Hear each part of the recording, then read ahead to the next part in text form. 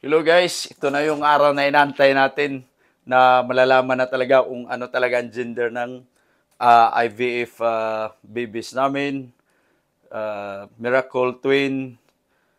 So ngayon guys, kasi lagpas 5 months na sila nung last Tuesday.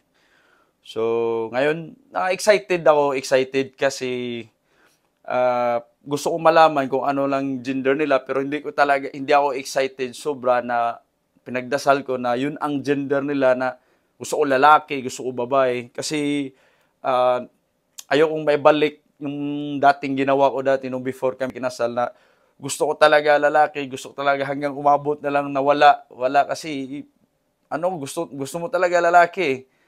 So sa ngayon na hindi in a normal ways ng pagbuntis. So, kaya sabi ko, hindi talaga dapat gano'n ang dapat gawin ng couple. Kung ano yung ibigay ng Diyos, dapat tanggapin na lang natin. Kaya tama ko yung mga nag-comment na kung ano man gender nila, tanggap natin. Siyempre, tama po kayo kasi pinagdasal at pinaghirapan namin sila, hiningi namin sila sa Diyos. So, tanggap po namin kung anong gender nila. Excited lang talaga kami kasi gusto namin makapag-prepare para sa kanila. Parang, kasi alam mo naman, first time natin maging parents, first time natin maging tatay. So, excited tayo ano dapat i-prepare para sa kanila, ano dapat kailangan bilhin para sa kanila. So, salamat sa mga nagdasal at sumabaybay sa journey namin na to. So, ngayon, nandito naman tayo sa stage ng gender reveal. So, good luck din sa 10 lucky winners, guys. Sa mga makahula kung ano talaga gender nila. So, boy ba o twin girl, girl. So, good luck. Good luck sa inyo. Ito na lang rin pag-games namin sa inyo kasi wala ako doon. Kasi kung nandun ako, so magpapagames talaga ako.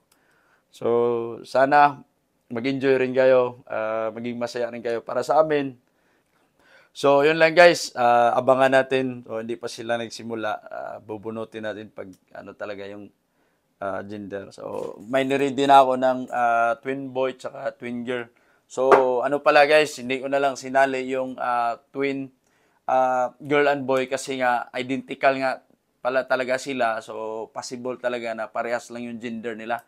Kasi isa lang embryo nila.